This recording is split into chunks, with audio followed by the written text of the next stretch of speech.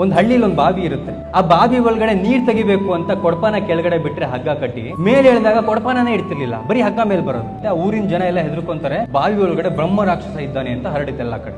ಆ ಊರಲ್ಲಿ ಒಬ್ಬ ಎಜುಕೇಟೆಡ್ ವ್ಯಕ್ತಿ ಇರ್ತಾನೆ, ನಿಮ್ ತರ ಊರಿನ ಜನಗಳ ಹತ್ರ ಬಂದು ಅವ್ನು ಹೇಳ್ತಾನೆ, ನಾನು ಹೋಗಿ ನೋಡ್ತೀನಿ ಕೆಳಗಡೆ ಏನಿದೆ ಅಂತ, ನನ್ನನ್ನ ಹಗ್ಗ ಕಟ್ಟಿ ನೀವು ಕೆಳಗಿಳಿಸಿ. ಬಟ್ ಒಂದು ಷರತ್ತು, ಹಗ್ಗ ಇಟ್ಕೊಳ್ಳೋರಲ್ಲಿ ನನ್ನ ಅಣ್ಣ ಮತ್ತೆ ನನ್ನ ತಮ್ಮ ಇಬ್ಬರಿದ್ದಾರೆ, ಅವರಿಬ್ರು ಕೂಡ ಹಗ್ಗ ಇಟ್ಕೊಳ್ಳೋರ ಪೈಕಿ ಅವರಿಬ್ರು ಮುಖ್ಯವಾಗಿರ್ಬೇಕು. ಸೊ ಊರವರೆಲ್ಲ ಒಂದು 10 ಜನ ಸೇರ್ಕೊಂಡು ಅವನ್ನ ಹಗ್ಗಕ್ಕೆ ನೀಟಾಗಿ ಕಟ್ಟಿ ಬಾವಿ ಒಳಗೆ ಇಳಿಸ್ತಾರಂತೆ 10 ಜನ ನಿಧಾನಕ್ಕೆ. ಅವ್ನು ಕೆಳಗೆ ಹೋಗಿ ನೋಡಿದ್ರೆ ಕೆಳಗಡೆ ಒಂದು ಕೋತಿ ಕಪಿ ಚೇಷ್ಟೆ ಮಾಡ್ತಿರುತ್ತೆ. ಹಿಂಗೆ ಇವ್ರು ಕೊಡಪಾನ ಬಿಡೋದಕ್ಕೂ ಅದು ಕೊಡಪಾನ ಬಿಟ್ಬಿಡೋದು, ಕೆಳಗಡೆ ಬರೀ ಹಗ್ಗ ಮೇಲೆ ಬಿಡೋದು, ಕಪಿ ಚೇಷ್ಟೆ ಮಾಡ್ತಿತ್ತು.